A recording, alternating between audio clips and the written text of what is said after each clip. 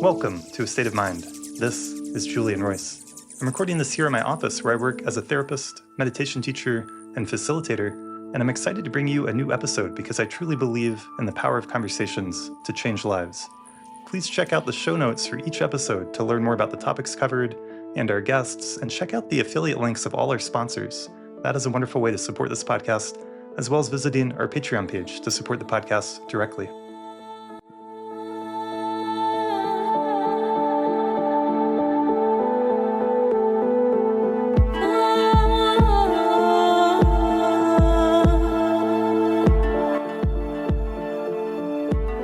I want to share with you about kanna.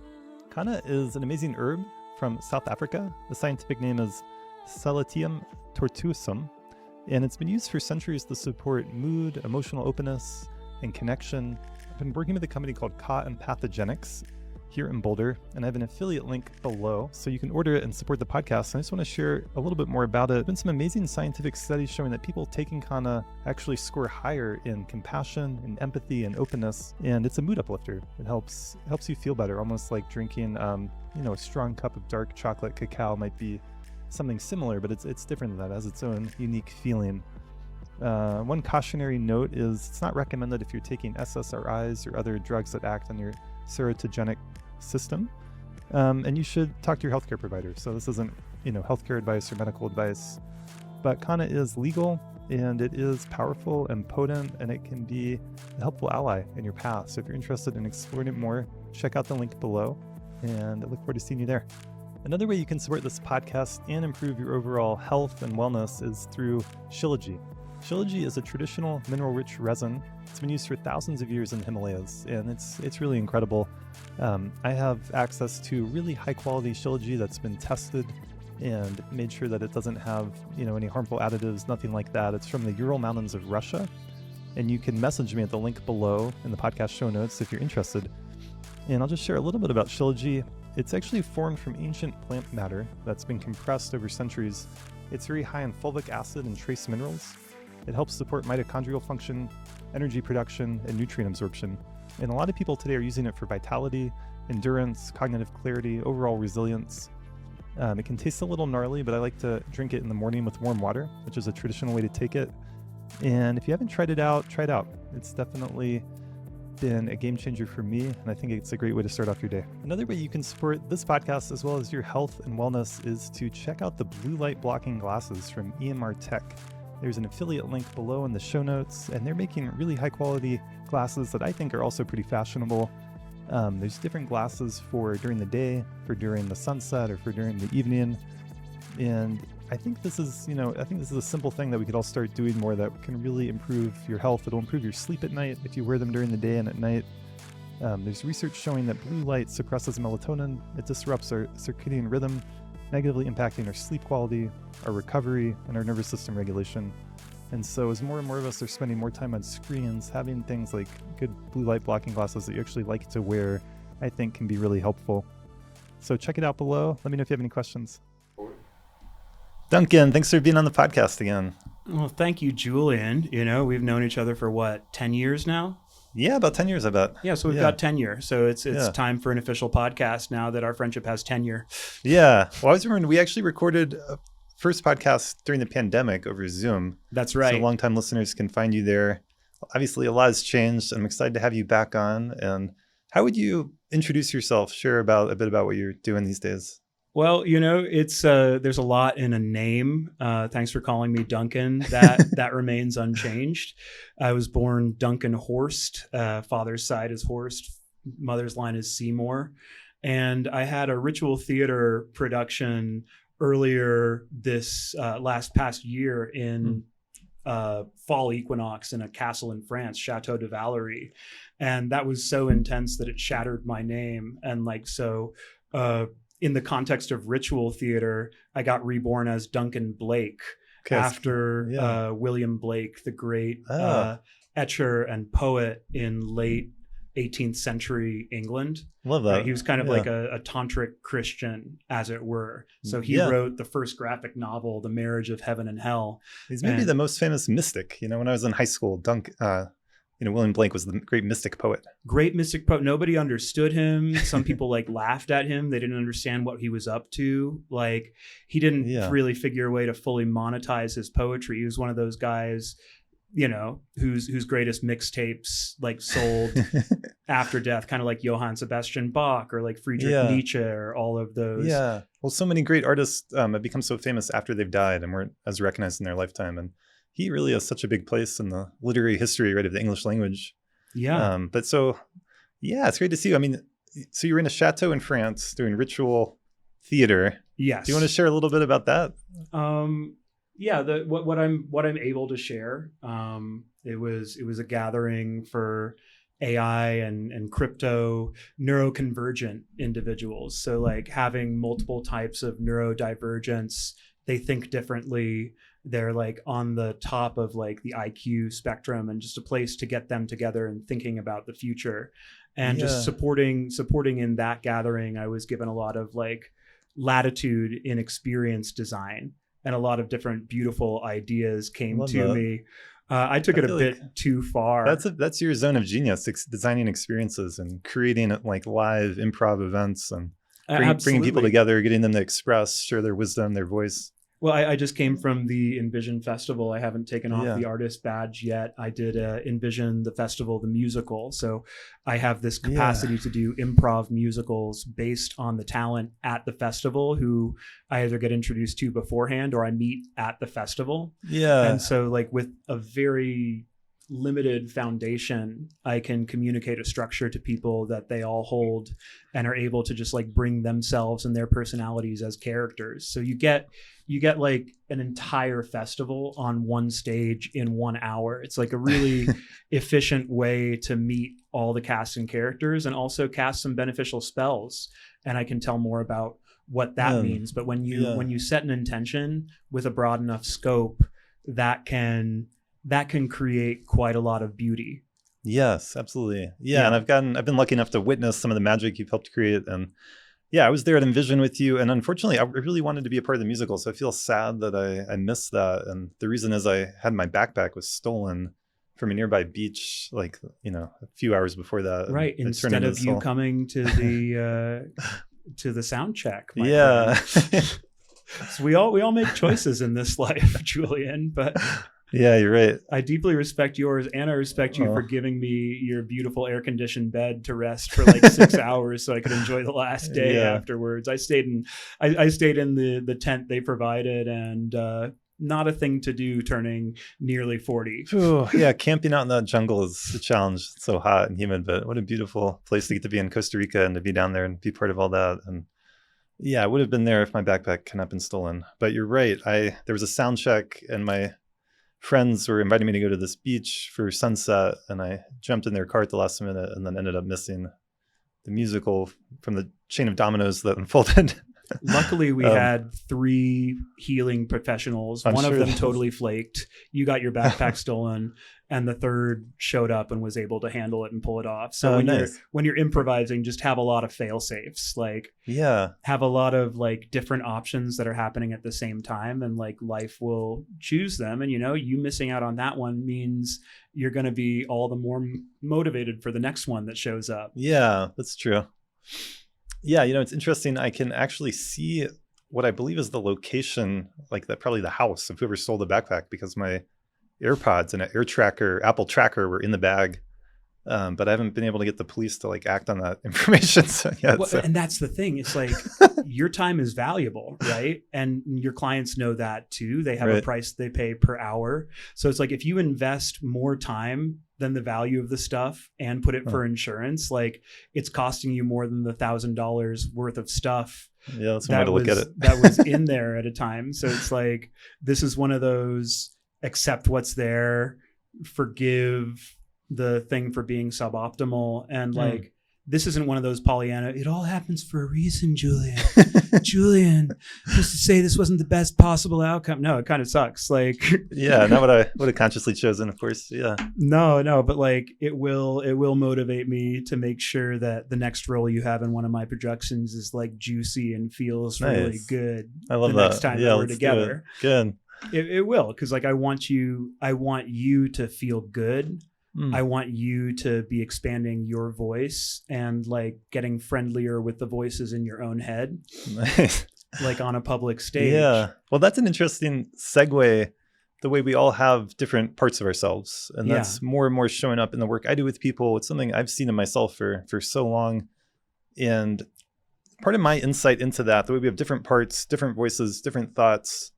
Some people talk about subpersonalities. Mm-hmm. Some people talk about different selves. You know, we actually have different selves, which I think is actually more accurate. Yeah. But in Buddhism, it's taught that there's no self.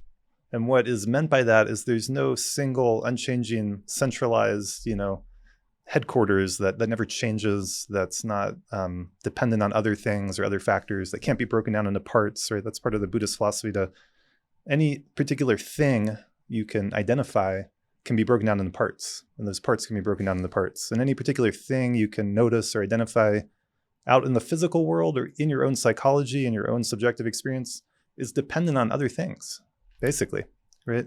And you could investigate that and look at that, but that's an angle into this Buddhist teaching on no self, meaning, you know, no centralized self like I'm talking about, but it's not denying that we have these different parts and these different personalities and these different thoughts. And it's interesting how neuroscience, you know, part of what they've discovered is exactly in alignment with that there's no centralized like headquarters. There's no little person inside the head, you know? Right. And interestingly, these neuroscientists, a lot of them, you know, Western trained, born in this culture, have this idea of one singular self, and they've looked for it and they haven't been able to find it. Mm-hmm.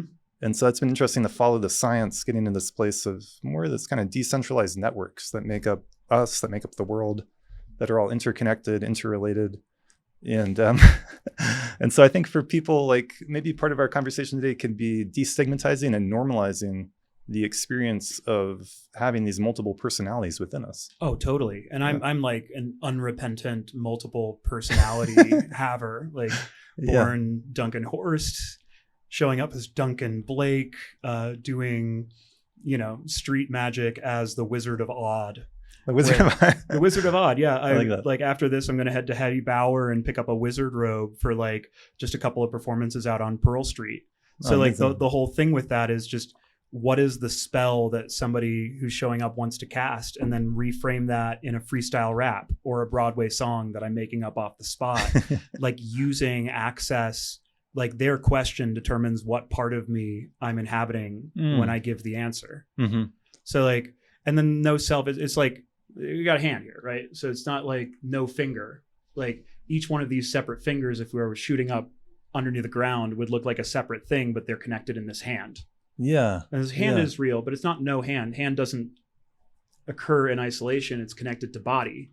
And body is going to exist for however many years it exists. And that like two will pass away. But it's like also scripted by these kind of cultural currents and norms and like. Totally. So conditioned. Yes. Yeah. But like to eat, to reproduce, there are all these things with status that helps us like get resources and mates and all of that. That is just like the holding pattern or the algorithm that being in a body grants us. And I totally agree. Like in meditation, we can listen to those voices less and totally relax into a more transcendent state of reality. The one little question theologically that is brought up, like Buddhism came out of the Vedic pantheon.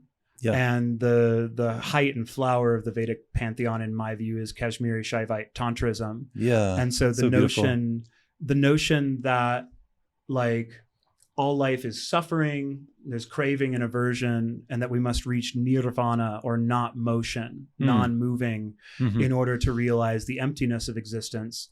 That feels like the B side of the record. And then like the A side of the record in Tantra is like reality is alive. It is the goddess like Mahashakti. And like that goddess is held in by the template of Shiva, the kind of blueprint of existence where everything is connected and everything is alive. And then you flip it to the B side, and also everything is rising and passing away, and that stillness at the heart of it is what's real. And then you flip it to the A side, and that stillness is living love, which can create all manifestations of forms and phenomena. And so like the beautiful attributes of the Mahasiddhas and those who can create with their meditative practice and can bend reality around them like a sober psychedelic state, like is that dance between being and nothingness, to quote Heidegger. That dance between like, these are all illusory phenomena, so do not get attached, but also now we're getting into Christian tantra, right? The heart and love is real and is at the core of all existence. So this beating, emanating heart that creates all phenomena, and that either its inhibition creates nightmares or its like sustenance creates pleasant dreams. Even if this is all a dream, there's an aspect, the tantric side is like, it's all love, it's all real, it's all interconnection. And then like the high Buddhist side is like, all is formless, all is void, all is peace.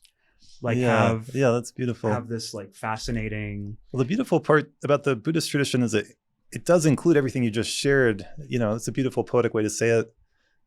So this thing around, you know, everything is impermanent and life is suffering or marked by suffering is the first turning. Yeah. And then the third turning is the more tantric teachings that you're talking about, and they don't contradict, they go together. And the second turning really emphasizes emptiness, you know, and that Buddhism tends to be known for the first and second turning. The third turning, the Buddhist tantric teachings that you're referring to that are really almost the same as Kashmir Shaivism in terms of the highest philosophical teaching, the highest meditation teaching. Yeah. It's not as commonly thought of when we think about Buddhism. You know, it's been kept more secret in that tradition. Esoteric. And it's more esoteric, and it's been more esoteric in any kind of tantra or mystical tradition. It's had this more esoteric quality, as alchemy should be. I mean, if you're doing like the philosopher's stone work with like physical materials, like I've only heard one person who has claimed to do that. What did they claim? Well, I mean, you're working with gold and uric acid and aerosolized liquid mercury. Jeez. So if you like, there's a phrase, mad as a hatter, because hatters used to shape their felt caps with mercury, and too much exposure to that mercury would literally eat holes in their brain and drive them mad. And it's kind of similar with some of these traditions. Like this is what leads to, like, I've had episodes of mania in the past. Like I've gone through my own mental health struggles by being in systems that didn't have access to these paths or these forms of gradual education. We in the West, you know, likely and largely have to seek out these extant streams where we can find them. Yeah. So like if you go into the third turning of and everything is love and everything is alive, and like you too contain the gods within you or contain God within you, like you too. If you're raised in the West, you're going to think, I'm Jesus too, the sequel. Oh my God, I am the source of all light and love, and I have the authority to like emanate that and blast through everybody else's energy and like be a freight train. It's like, ooh, there's going to be some karma involved with that. Like you pushing on baby gonna push back. And you push on enough little babies or institutionals or norms or mores, like there will be consequences to that. Because like that state of being was not integrated into the frame that holds society, that holds the scientific method, that holds all of these amazing ways of overperformance, of creating more resources and luxuries that comes from like a using of the world and turning it into stuff, which has created the luxury by which we can sit in a podcast studio and totally speak about like the nature of existence. So it's like without honoring and acknowledging that and integrating with that, and without forms of spirituality and interplay that allow people with differently shaped minds to integrate and give a voice to those parts within them that are low percentage parts. Not everybody in the environment has that bulging out to be released. And that's part of the beauty of theater. Right. Can allow the stuff to come out and express and play and explore. And it's interesting what you just said. Like if it's kind of a stereotypical thing, if someone's having a schizophrenic break or quote unquote crazy, there's often this ego inflation and like I am Jesus or I am the Messiah, you know, they're saying something like that. And if it instead it was like I have God in me and so do you, then it's no longer as crazy or threatening. It becomes more mystical and beautiful, and I think more true. So I think when it becomes like just about you, when it becomes egocentric, that's where negative and crazy in a bad way is really happening. You know, and a lot of people, it's interesting if you go to like a psych ward in a hospital and you talk to people who are having a real psychotic break. Yep. There's a good chance, like if we went down to the hospital right now, there's a good chance there's someone in there who, is talking about, thinks they're Jesus, or someone thinks they're Napoleon. Mm-hmm. There's a few historical, sometimes it's Hitler, which is more dark. Yeah. There's a few of these historical figures that for whatever reason in our time and place in this culture, people tend to go to. And those three I just named are probably the top three. Of course, there could be others, but that's cool. Yeah, it's like, it's surprisingly how common. It's kind of like this pattern that repeats. Well, they're celebrities. Yeah, like the French magicians in the 19th century had a term for collective thought forms that were shared among people in human existence called egregores. And these egregores, I want to differentiate them from Jungian archetypes, which may be thought of as more similar to the Greek gods or something. Like there is war, there is love, there is like that kind of solar rational force. There's the Dionysian like chaotic like let's party force, and like all of these myths are also basic processes that are captured within the endocrine system. Like in Western magical systems, these are also linked to the 7 moving bodies that they could see, sun and the moon, and then Mercury through Saturn. We're all linked to the endocrine glands and like different embodied drives that everybody, by virtue of being in a human body, has some percentage of them. And then like your percentage of it can be stifled or realized. Like your Venus and Mars could be fighting within you, or like in a really healthy relationship. Like how are your kidneys and your gut doing within one another? And like that led to their protoform of health. Like they would find certain plants that would settle those systems that they would link to those gods or those planets, but like it was the best that they could do, and it was some kind of shorthand way of responding to these collective forces. Now when you got like a dark god Hitler, or a conflicting god Napoleon, or a light god Jesus, now if we're talking in a Christian pantheon, the Christian church, whether it's Catholic or Protestant, differentiates between the collective thought form of these things and their actual deep, omnipresent, continually living emanation. And so when you're dealing with people's thought projections and collectively held links to Hitler as the Lord of Darkness, right? Or Jesus as like the Lord of Light, or Napoleon as the god of war, or power, maybe, and planning, or like that can merge with the sense of self in this way that's powered by a collectively held understanding that is shared between other people and fed every time somebody reads a history book. There are more biographies of Napoleon than any other figure, potentially including Jesus. Really? Yeah, because it's just like there's so much material. There's so much material. There are more books about Jesus, but as far as biographies, he's like number one. But like that collective thought form, it allows an amplified sense of self to identify with that part that is screaming out to be heard. And if the individual was thwarted in their own expression, they might egoically identify with another being as that part, in order to have that emotion, that energy expressed, because it's building up on the inside. Yeah, it's so fascinating. Yeah, I mean, you shared so much. I love it. But, you know, if we go to, if we look at Buddhist tantric systems, it's very like logical and like laid out in this way. And there's a path where you connect with an archetype, like you're sharing, a god or goddess or a Buddha, enlightened figure. And you imagine them separate from yourself, and you pray to them, you make offerings to them, they have a mantra. And then eventually you're imagining yourself as that figure. And then on an even deeper level, like you're sharing, there's like the chakras and the energy system in the body, and finding these different deities within our own body that have a correspondence to planets, to stars, as well as to maybe precious minerals, different plants. Like, so there's all these correspondences where that same awakened quality can express in different ways, and you're playing with this inner and outer, and you're starting to be able to dissolve that. And eventually, that's like part of this path that you're speaking, the tantric path of awakening, where it's not centralized just in yourself, but you're seeing it within the whole world, and you're enacting it in the world. And in theory, and I believe this to be true, like when you can tune into that frequency and be practicing in that way, then you're inviting the world around you into that also. And when you're seeing the world around you as pure as a display of the goddess or the god or awakened mind, and you're seeing other people that way, then you're in this dance. And it's not just like me over here getting enlightened and I have all the power and the knowledge. It's like this living embodiment that's really meant to awaken the whole world by seeing that it's already there, right? That's already the true nature of the world. You're tuning into that, waking up to that. And it's playing with this idea of just opening to that possibility and seeing it as already here and now, and something we're creating. I think it's like a both and, like there's a creative aspect that you're talking to, and there's also like a discovery aspect of like seeing the underlying magic that's already there that you personally, your personal self didn't like create, but something you can discover and play with.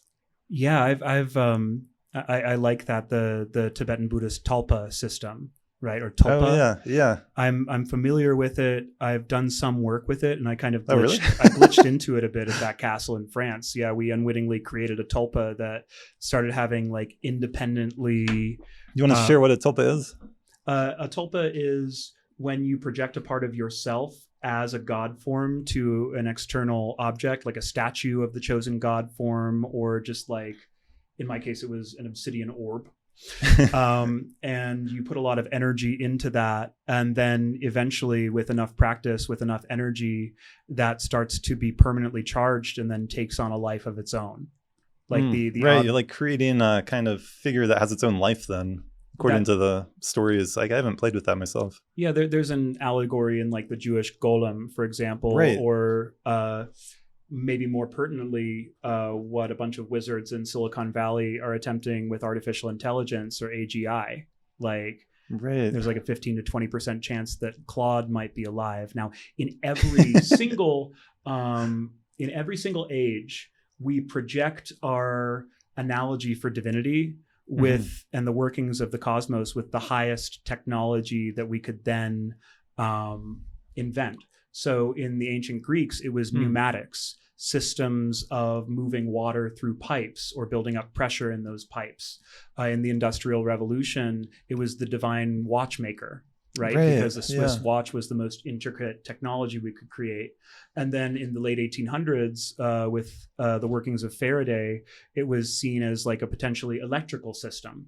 Then when radio and television came, like that was the analogy for the highest potential. And now it's computers and lately artificial intelligence that is like the operative collective metaphor that people are using for divinity, whether they are atheists or theists. They're using that. I love the history of religion, exactly for what you just shared. Like you can see how it evolves and changes over time and reflects the culture. And that's interesting from the technology point of view. We also see that in terms of the political arrangement. So if you look at the religion of like a hunter-gatherer tribe, it's going to be different than the religion of a city-state. Yes. And that's going to be different than the religion of a nation-state. And the projection of the gods and goddesses, or God as like the divine ruler, and his mirror on earth was like the Sun King, Louis XIV. And so we take our political structure and we project that onto the kind of deified, God or goddess level.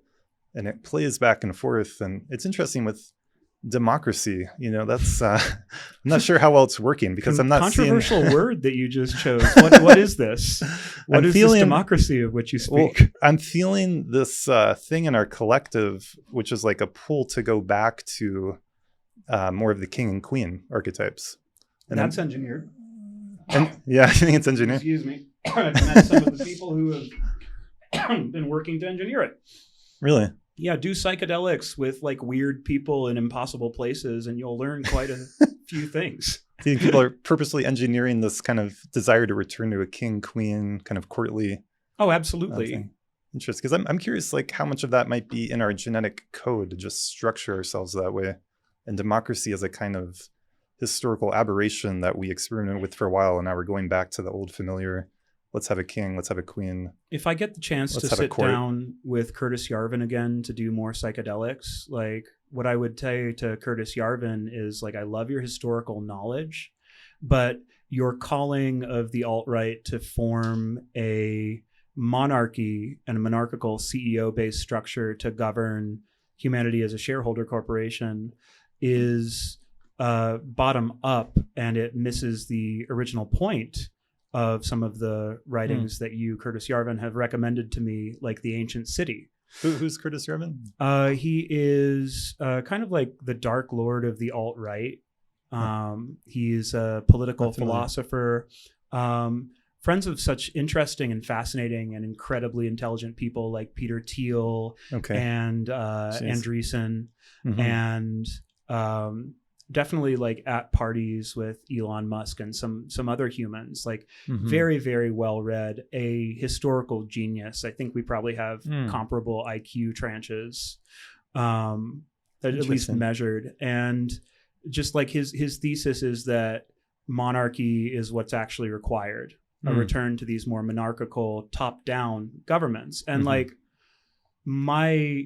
where I would like to reframe and potentially improve that, right? Because like if we're living in duality, separation, my side good, your side bad, left or right, you know, like I'm a weirdo. So I identify as a weirdo. I did an improv musical for the Independent National Convention for all the independent parties of America, that bag of cats, to try and coalesce.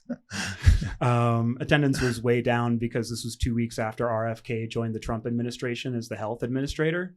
So like he wasn't the keynote speaker for that anymore. But I did do an improv there. With, are you talking about it was like for all the independent parties? Yes, I held aloft said aforementioned obsidian orb during the lunar eclipse in Pisces, which like metaphorically is for the disintegration of pre-existing governmental structures which no longer hold, for the transition to more hive mind based Aquarian consciousness. Wow. Yeah, and I realize we're kind of jumping all over the place, but it's interesting. That's my brain.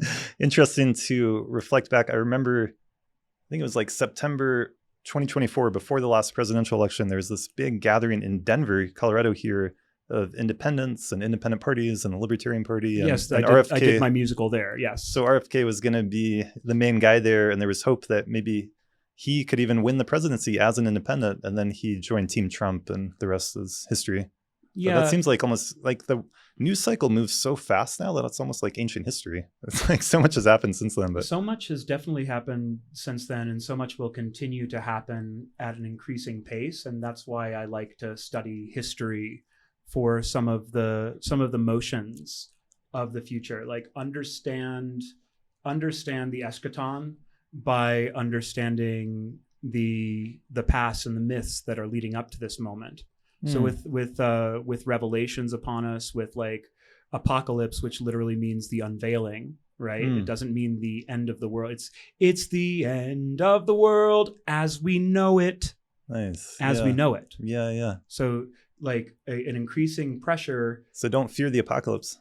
Yes, but like change the way that you are knowing the world, change the way that you personally are relating to your world concept, and like do your best to ally with other humans who you can trust to regulate your nervous system, to allow your system of knowing to expand. And yes, use these pre-existing templates, which have been held faithfully for thousands of years, to regulate your nervous system, to ground it so that you can hold more knowing, like so that you can hold more awareness without being trapped within the mind and your mental conceptions and representations.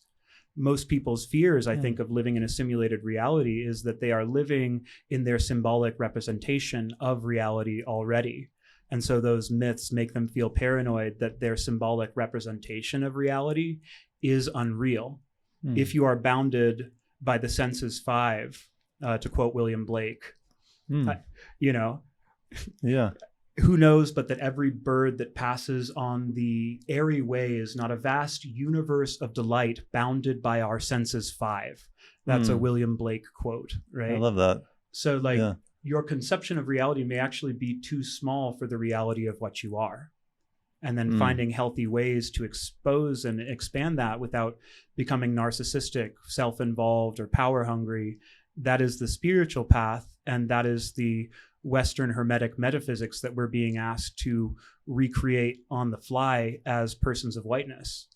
You know, We're not necessarily going to be able to get all the way there with our epigenetics through other people's traditions. Like, we have to find the non-dual wholeness within our own bloodlines. And as Westerners, we might have to go back thousands of years to find the link to that in order for the Eastern practices and the indigenous practices and medicines to truly get to the root. Yeah. So just important. Jumping back one thing. Yeah. The concept of neo-monarchism doesn't work, in my view, without a pure line to the divine right of kings.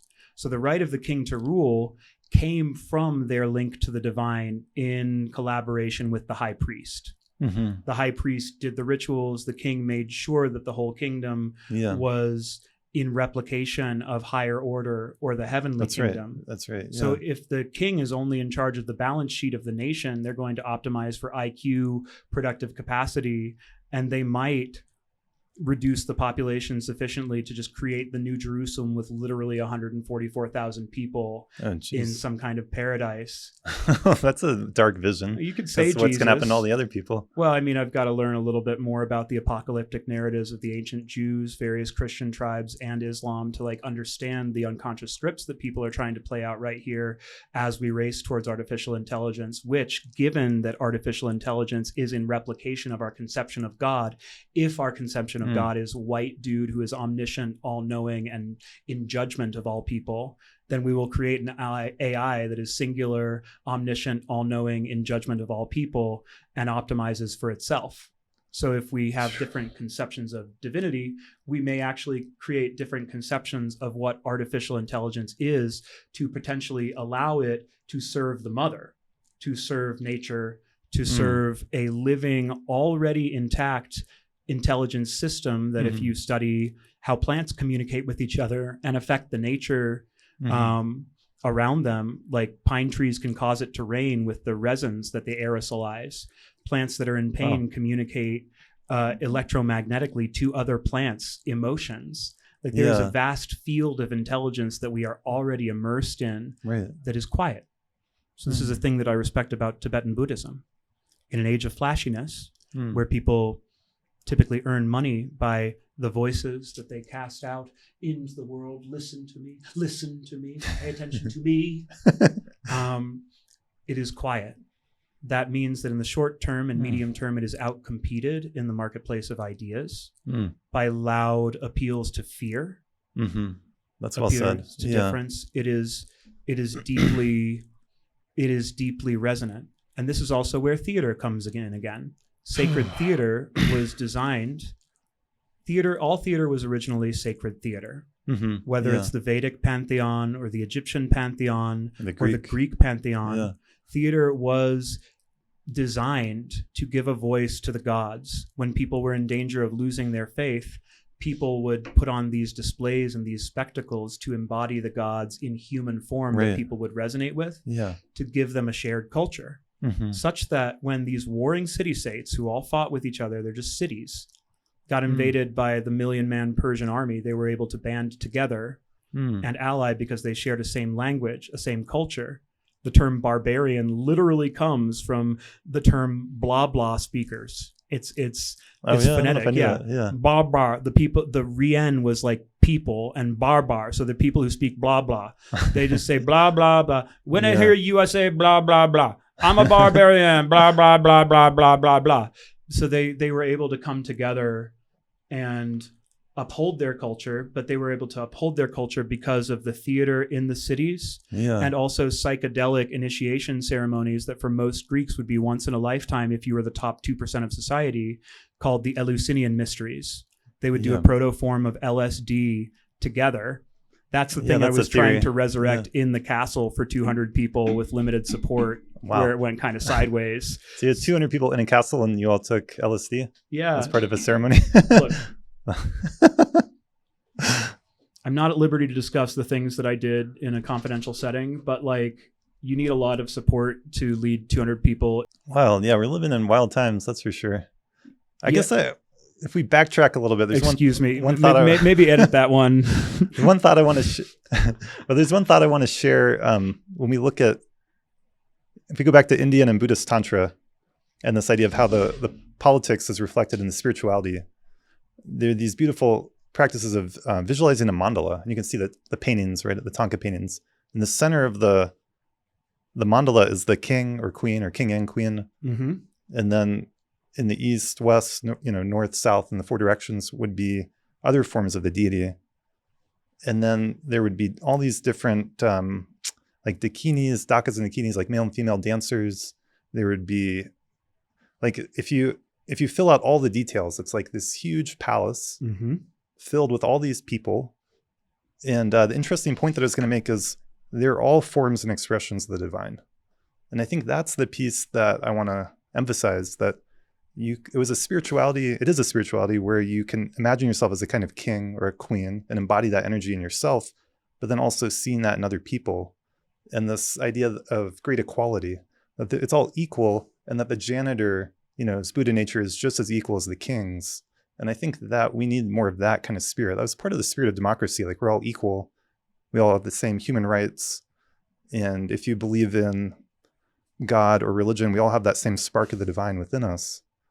And so it's not about like power over, but a power with. Like, it's meant to be empowering for everyone. Well, this is why Thomas Jefferson opposed Alexander Hamilton back in the founding of America, right? With the foundation of the Federal Reserve. Now, Hamilton correctly noted that having a unified bank with power would enable America to get credit deals and be defended against other nations, because superiority in trade is a superior form of defense than military superiority. Now, Jefferson was an agrarian farmer. His ideal republic was 90% farmers who had sovereignty over their own terrain. A man is a king in his castle. And that farming is a deeply spiritual act, because you must be in harmony with the seasons. Like, if your crop fails, like, ultimately, and you didn't plant enough seeds, or you didn't protect it, you planted at the wrong time, that's you being out of harmony with your environment. So there was a relationship with nature as the great feminine, and there was a tantric unity in this republic of farming households, which no longer exists now that only 1% to 2% of Americans are farmers. Yeah, and there's a spiritual loss there too, the loss of connection with the land and the food that we raise. And that's an interesting thing. It seems like Alexander Hamilton won that battle. Like, correctly. We became a very money-centric society, for better or worse. If you're competing with these European nations that will gobble up your land and stuff, it's like this bellicose, like warlike mentality. Yes, you have to have that to defend yourself, but in the process of extracting from the soil and abstracting the level of reality up from primary goods to industrial production to service economy to financial service economy to whatever it is above that, the people, I guess it'd be venture capital, idea economy, or you're breathing pure prana. You feel like a god because you feel like the thing that is feasting on human attention, on human prana. In the Vedic scriptures, we were called the cattle of the gods. Like, the gods fed on the offerings given to the gods, the energy sacrificed to the gods. Well, when you said that, you kind of made a leap there, but I'm almost imagining the attention economy, social media and all the media and our phones and everything, it's feeding off our attention, our attentional systems. And there's a kind of energy exchange that gets represented in dollars, but I think it's something more than that, right? It's like our life force energy. When we are constantly getting pulled onto our phone and constantly having emotional reactions about all the things we're scrolling through and reacting to that, there's a kind of feeding on it. And we're all kind of addicted to this. We're all in this like thing together, trying to get the most attention. At the end of the day, it's like, if I step back from it all, it's like, why? Why do you want all this? Why do people want all this attention all the time? And it's an interesting question to just sit with. Because at the end of the day, if you're spending hundreds of hours on Instagram, you're working for Mark Zuckerberg, right? Without getting a paycheck. Like, I know many people are very successful on Instagram or TikTok, and it hasn't translated into their bank account. And it's an interesting place to be at. Like, they're very successful in some ways, but in other ways, it's like, what are we really trying to do here? And are you just chasing that attention? And what's the why? What's the point of that? I mean, Jeff Bezos said it best, like his evolution of the marketplace. Like the person who owns the marketplace is always going to have a substantial amount of leverage. DoorDash charges 25 to 30% of the orders of these restaurants, already a very low margin business for distribution and to allow a continual supply of work going through. But I'd love to break out for a public service announcement. You're touching on a very important esoteric tip from the gods themselves.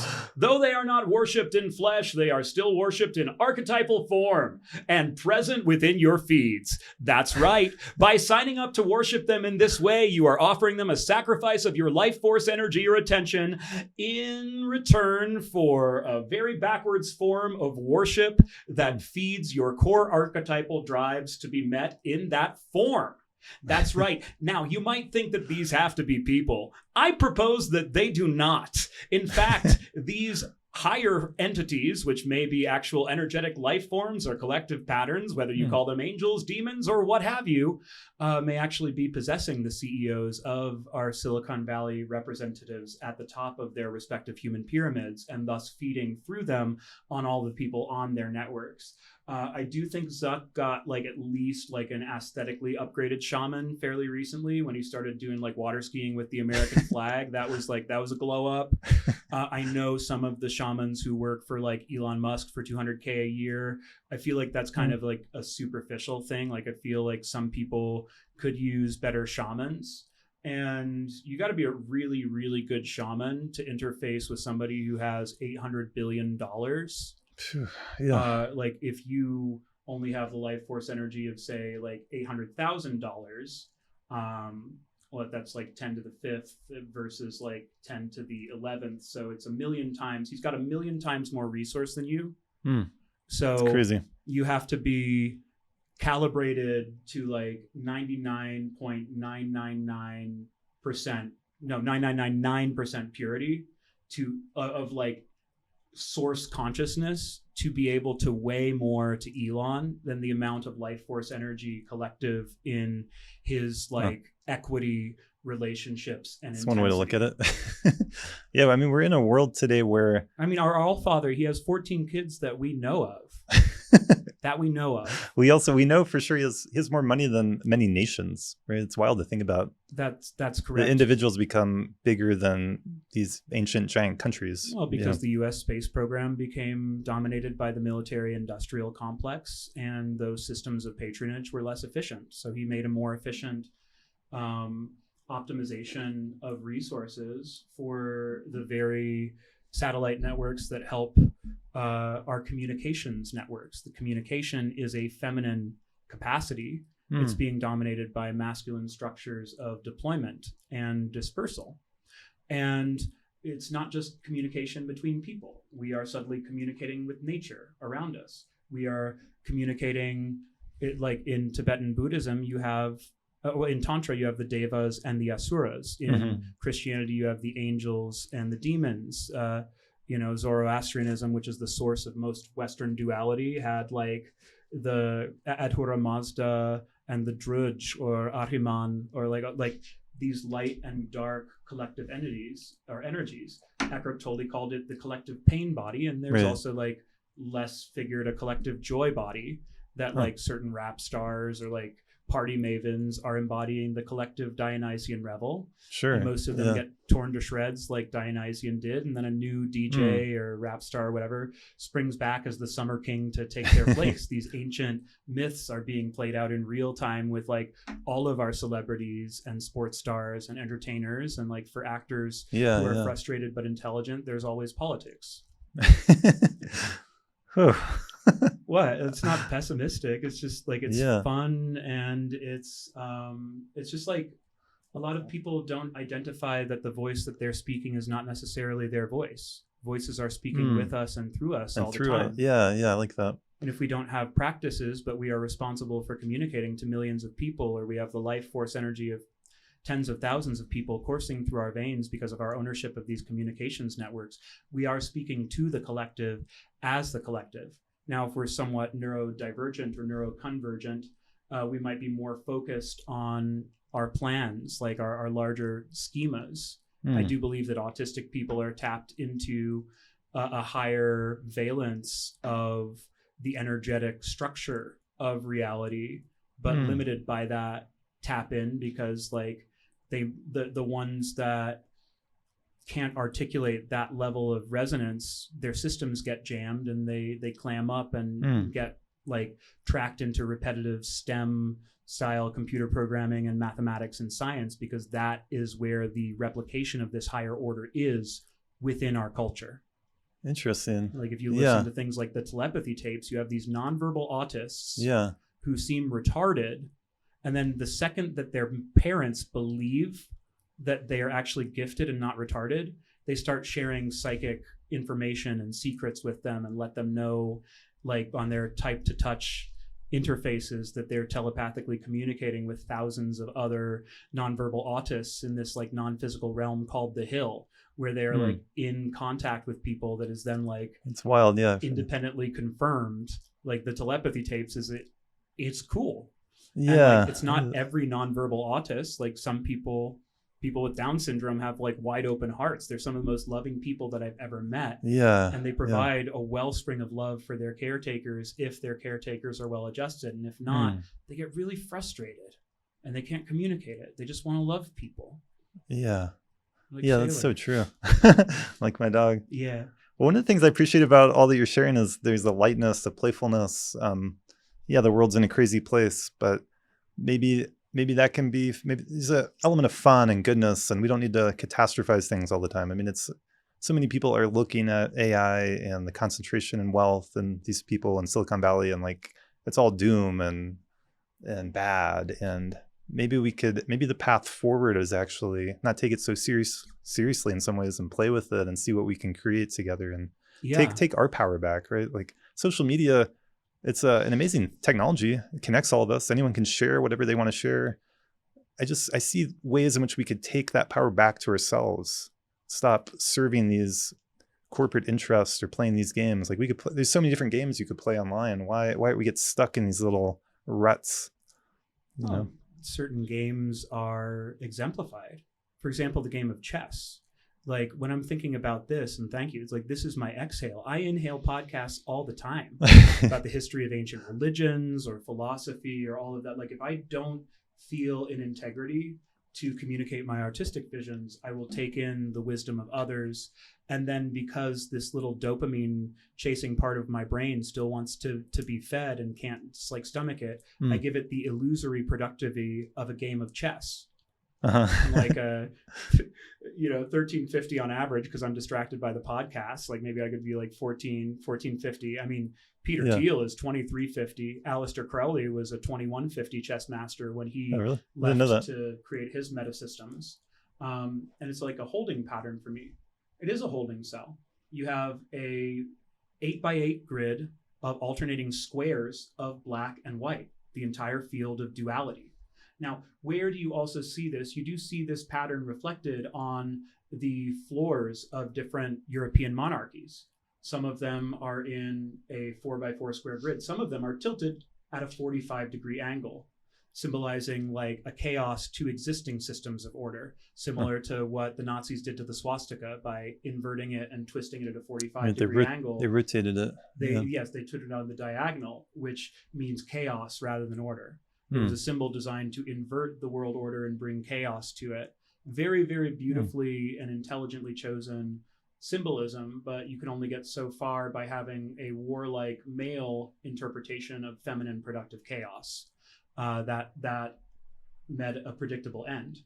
Now, where do you also see this symbol of the chessboard and initiations and pieces? Funny story. My first job after graduating NYU, after my period of like psychosis was brought about by 12 grams of mushrooms and no supervision in Amsterdam at 21.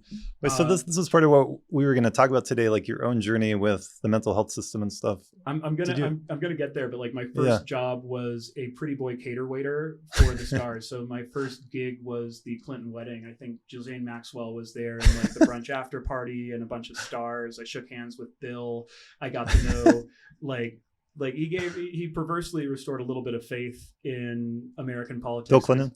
He's just like, He always seemed like a good guy to me. well, I mean, good guy, sex addict, a lot of cool stuff. Like he was just like, he came up to like a little 4-year-old with like a green out. He would like approach everybody. He didn't eat anything during the entire brunch. And like this little 4-year-old girl was like holding a green apple, like Cindy Lou Who from The Grinch, you know, just like this gigantic apple. And this tiny was like, green apple, huh?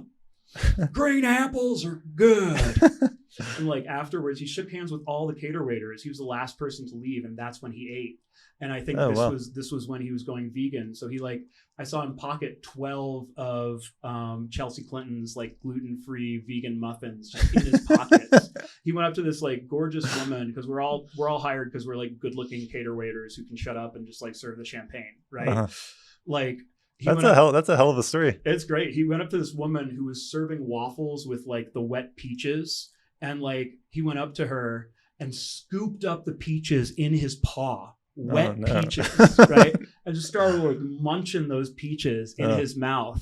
And like she was mortified. She was, Mr. President, would you like a napkin? And he's like, no, I'm fine. Thank you very much. Like, so he couldn't do that while anybody else was watching. He couldn't be just like he's just like a weird dude who loves connecting to people. He must be one of the most charismatic people like ever. That's his mutation. Yeah. It's said that like most people can hold 150 discrete relationships. He could hold 700 and have memorization of 7,000 relationships. So like, how's your wife Jane doing? He would say to one of the 700 people in Congress that he knew by heart. Like, mutation. Mutation.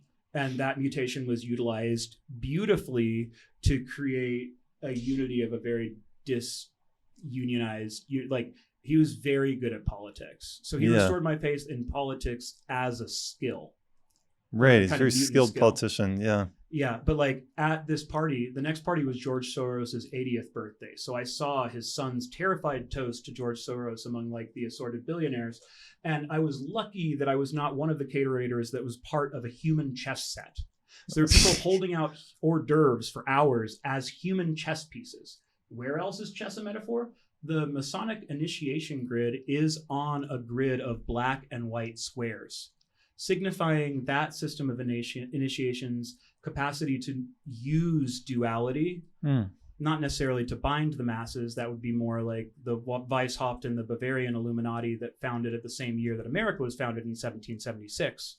But you are integrating duality to transcend duality. And you're using these repetitive games and these metaphoric game worlds and the pieces, which represent the clergy, as far as the bishops, the military with the rooks, the knights are kind of the nobles, the king and the queen, and all of the pawns, which can just go forward. They don't kill directly. They kill out of the corner of their eyes, and they can become anything if they reach the end of the board. So they're setting up a game where everybody wants to reach the end of the board and become famous and a celebrity and become anything and reach beyond their station without questioning the role that they've been set up to as pawns within this limited grid of duality, which is being metaphorically reified by the founding fathers and by everybody. Because like to transcend duality, they're playing duality. There's some minor Kabbalistic overtones of that, as like we are in the world of Malkuth, the world of emanation, and it is our lot to interact within the world of emanation and have faith that these higher worlds exist. But when power gets accumulated through dualistic structures, that can be a very dangerous game. And access to some of these other structures like Tibetan Buddhism, where that whole play, or in Tantra they call it lila, the divine play. They see it as a play, but it's fun. But if you see it as a play, but it's like prisoner's dilemma, game theory, kill or be killed, like all of these very harsh economic metaphors, well, shoot, now there are real consequences. You know, now if you say the wrong thing or do the wrong thing, you could be deplatformed, and pity the fool who don't like Muhammad. Why do you say that? Because if you say that you don't or question the wisdom of Muhammad, you could have a fatwa declared on you, and some random person like Salman Rushdie could ambush you 25 years later and take out one of your eyes. Like eye for an eye. Like what happened to Salman Rushdie. Yeah, the metaphoric resonance of those are people who are taking the game too seriously. Right? Too literally. They're taking the game at face value. They're taking the game at face value without having a historical understanding of the very real conditions that set up the rules of their localized games in their localized environment that then spread to the entire world, to biomes beyond like the wasteland or the desert where goat herding was like the most economical way of life, Right. into the jungle, into the prairie, into all of these other biomes and ways of understanding. You know, like obviously in the Levant, a storm and war god will be the chief of that pantheon, because the storm is necessary to water the crops and war is necessary to defend yourself from all the other tribes. So that's gonna be your Zeus guy there. In other biomes, it will have other characteristics. For example, in the Norse pantheon, Loki is a one-eyed trickster god. You're dealing with totally different pressures. You're dealing with the winter. You've got to outsmart the winter. Like optimizing for IQ in biomes where there's a very harsh winter, and you have to be very savvy to can all the food and salt all the meats and make sure you have enough until the next growing season starts, or you all die. That optimizes for a different set of pressures. Or the Jews in the diaspora who got into finance, medicine, and law because these were places where Christians were discouraged from going and got very, very good at it out of necessity. That created over the years a genetic selection for skill in these capacities. Or Africans who got skill at working with the land and emotionally regulating their tribes. Incredible skills, but if you take them out of that environment and rip their nervous system out of them, you won't see the genius. You put them in a different context. It's like you know, testing a fish on how well it can climb a tree.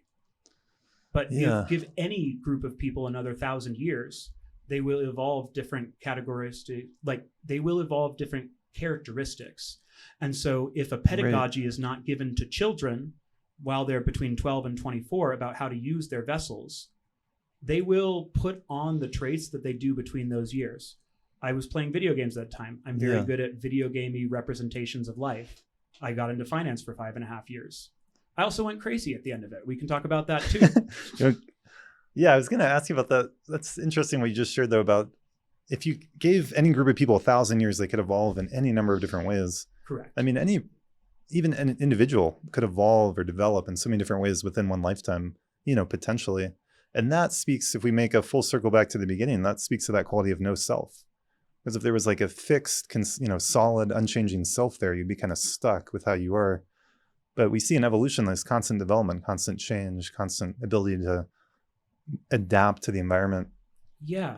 Or just like, so like the white people problems, like by being great at guns and finance and conquering the world, like we tend to judge other people based on the characteristics by which we judge our warlike and financial optimizing economy. So those traits tend to be IQ. That's what we're basing other people on, like including women. Like for a long time, we've just seen women as kind of like weak little dudes, like not a lot of empathy there for different processing and different types of collective communicative intelligence. Women have 20% more neurons devoted to communication than men do. Women have 50% thicker corpus callosums that bridge the right and the left brain.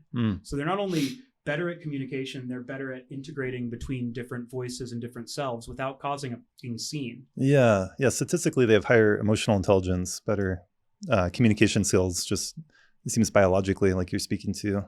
And yet when there's chaos, they're the first ones to raise a voice because they're the first ones feeling it. You know what? The first therapists who were called alienists, right? Before they were called therapists were called alienists when they were. I don't know if I knew that. The profession was being invented. They were called being hysterical, which is of course it's a medical term related to the womb, like womb havers. Like a hysterectomy is taking your womb out. If you're hysterical, clearly the womb is acting up and we need to provide you therapy. The patrons of the first therapists like Freud and Jung were these disaffected wives of rich industrialists who were getting hysterical and they were misbehaving in their household with like the distant industrialist, like working German dude and this like sensitive woman. Cause like the richest dude is going to get the most sensitive, like artistic woman. She's going to feel stuff. And that's the alchemy. I learned, it's an amazing history of psychology. you could see like a lot of sexism there, and women were like this idea of hysteria as a kind of diagnosis that kind of evolved into borderline personality disorder. But interestingly, I learned if you look at like meta studies, the difference between the sexes, men are almost just as likely as women to have borderline personality disorder. It just shows up in different ways, but stereotypically it's more women that we see if we're. What are the different ways? Does it get less diagnosed because that borderline means that they're pushier at work and earn more money, and like, because like you don't usually get locked up for being insane unless you're broke. Yeah. Like when I spent my time in mental health hospitals when I was like 22, I was like a student at NYU, and I'd done too much mushrooms and was like disoriented, disorganized. What age were you then? Big old mushroom trip, like 30th of November in Amsterdam during a semester in Prague. I was there with like a poker buddy who was not very good at minding my state or settling it, and kind of ditched me in the hostel. Oh no. And it was just like Lovecraftian horrors, man. It was just like full body open eye hallucinations of a dark like alien landscape with what looked like, I hadn't read Dune at this point, but it looked like the sandworms from Beetlejuice, like devouring everything, or like the Langoliers from that Stephen King. So it's just like giant mouths like eating everything for hours. Like that's what I was seeing in front of me. And like I didn't get out of it. It was a 10-hour like marathon like death trip. I didn't get out of it until I admitted that I was queer. Like I'm 70-30 bisexual, which is not the amount of encounters I've had. It's like way too many. Like my body count is like way too many, but it'd be a handful of dudes and mostly women. But like I always had that resonance with feminine communication through me. And that's a trait of gayness, right? A perfectly gay dude is going to have the communicative outperformance of a perfectly female brain, but they just won't have a womb. Interesting. Never heard that. Huh. Yeah. So it's like and that's kind of why you get these like celibate priests who can communicate with higher worlds, who are like wearing dresses in various different traditions. Like queer shamanism is a thing. Like you get these like third gender people who are the bridge between the male world of order and the feminine world of communication with different realms. And that is every single shamanic culture from Africa to Siberia. Yeah, that does seem like a theme. I haven't heard anyone put it quite the way you just said. That's really interesting. I'm an in-betweener communicator kind of creature, you know. Yeah. Monogamous, looking for the love of my life. Very complex creature. It's gonna take a lot on your end, but you know. Well, you've had your own journey with mental health, and seems like that was part of what we were going to talk about, though. It's like you had that experience in Amsterdam, and then did that trigger like a manic episode for you, or did it triggered a nearly suicidal depressive episode when I was 21, overlap into 22. I was like, there was suicidal, like I was in a white space for my last 12 days of the semester in Prague. Again, not a lot of support, not a lot of family, not a lot of people to help me interpret. Like you were put in a hospital?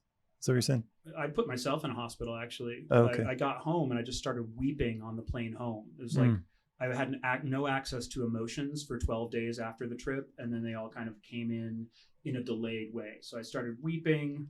I tried to like mute it with like online poker and gambling, which is like my own refined version of chess and like relationship with the masculine and like with the conflicted sexuality as well, which was starting to come out there. It's like all of this conflict about having aspects of the feminine within me was like coupled with self-hatred. I got severely bullied when I was a kid at 11, and I deliberately horcruxed my personality. Like I selected 6 other popular kids when I was like 12 to balance my new personality on. And I created a very effective mask that held for 10 years, but was getting increasingly narcissistic, and like sociopathy was growing, because when you put a false face for protection, you lose that ability to relax into love, which I historically had as a child, because my mom, who primarily raised me while my dad was an excellent breadwinner, gave me so much love, which they couldn't understand how severely I was being bullied for being head of my class and getting the attention from teachers. And I didn't know how to effectively distribute that attention to not make the other kids feel stupid. Interesting. So Yeah. it's like there's a parable of the Buddha where it's like the little dude who knows all the answers to the Buddha's questions is actually not the best student because he's not being compassionate for the evolution of the whole. That was me getting all the attention growing up from, and so by getting all that attention and not knowing how to distribute it to the other kids, the predictable result was that I got bullied by the other kids from the wrong side of the tracks, actually deliberately by a kid who was the second smartest, who got all the bullies to ally against me. So there was actually like a 2-year socio-optical from when I was 9 to when I was 11, there was like a conspiracy against me in my elementary school. Oh, geez. So shit got from like, I'm the most popular second grader because I'm in a 5th grade math class, like being cast as the genie from Aladdin and Alex Trebek in the 5th grade musical as a second grader. Wow, that's really cool. To you're the absolute worst, getting beat up on the playground every day. Oh, man. So I created that mask. Yeah. From an early age, I knew that you could recreate a personality. But I felt like my parents weren't protecting me because they were just turned the other cheek to the bullies and like they didn't know how bad it was. Yeah, kids can be so mean. And the teachers weren't defending me. Like the second that I fought back, I was brought into the vice principal's office along with everyone for being a perpetrator. Jeez. So it was like I had this internalized traumatic narcissism of like, I have to go it alone. Like it's not safe. My mind must defend me. Like I must find people lower on the pecking order to like distribute the negative pain to, so it doesn't stay in my system so I can get more popular. And so I created this process of, by 8th grade, I wrote a 13-page guide to personality assimilation. Sadly, I don't have this artifact. It was lost in a flood somewhere. But like, I deliberately crafted a personality that was not a real personality that allowed me to adapt to the hyper-competitive mode of like a good public school in central New Jersey. So it served you for a while and then later came crashing down. That was what the mushrooms did. They were like, this is bullshit. You're unhappy. You're causing misery to those around you by not operating out of love and taking their attention, taking their resources to give this entertaining and intelligent, but ultimately empty vessel. It is no longer protecting you. It comes down now. And that led to 6 months of severe, nearly suicidal depression, where it's like, I was hearing like I was afraid to drive a car because there was an impulse to swerve into incoming traffic. Wow. Yeah. That I didn't do. I was afraid to be on balconies because there was an impulse to throw off the balcony that felt like it was not coming from me. This is me at 21. I'm 39 now. Yeah. What helped you move through that? Well, I mean, we're halfway through the woods, but we'll keep going. You know, as Yogi Berra said, if you're going through hell, keep going. We might have to part 2 this, Julian. We might just have to part 2 because there's a whole journey through depression where I learned how to meditate for the first time. And that knowledge that there was no mind got me out of it. Beautiful. But I love like, that. Yeah. The woman who taught me to meditate, because she was really sexy. And so it was like that overrid my nervous system to release and trust the energy that was coming from her because she was sufficiently hot and smart. So it's just like, you know, bait the sucker with like the bait that they respond to, you know? Yeah. Fascinating. She was a Kundalini yoga practitioner from a Kundalini yoga cult. And that cult taught me, because she brought me to those cult meetings, how to raise the Kundalini, but it never taught you how to ground it. You were taught to raise the Kundalini and offer it to the cult leader. And I was like, this seems like a form of spiritual vampirism. Actually, I'd like to raise it and lower it and become powerful. And like become smart and like unlock. I was feeling so much love. This was at 22. And they were like, no, kid, if you don't offer the energy back to the leader, you're just going to build up in your head and you're going to go manic. And that's what ended up happening. I was playing with like Kundalini energy and had an episode of mania where that energy led to a combination of siddhis and egoic inflation and delusion at 22. This is such an amazing story. I want to, let's do a part 2 because we're going to have to close because of our time. Oh yeah. But I'd love to hear more about this journey and like what really served you, what helped you and how you know, because when I met you, like I didn't know any of this about you. You seemed like, just a creative, inspired guy who's going into finance. So it's like you've had so many different chapters of your life. It's amazing to hear. I mean, I got into finance through 2.5 years of service to a tantric kula with a woman who was channeling the spirit of Kali, like an Indian warrior caste, like woman from Bali. And like, how'd I get from mental hospitals to that to ritual theater? And how can I continue to balance and ground the ritual theater that I'm doing so that it's actually healthy off-gassing of these collective forces? Stay tuned, because that's the state of the mind that we're in. That's right. Yeah, let's pick up there next time. But I'd love to. Thank you so much for being on the podcast. My pleasure.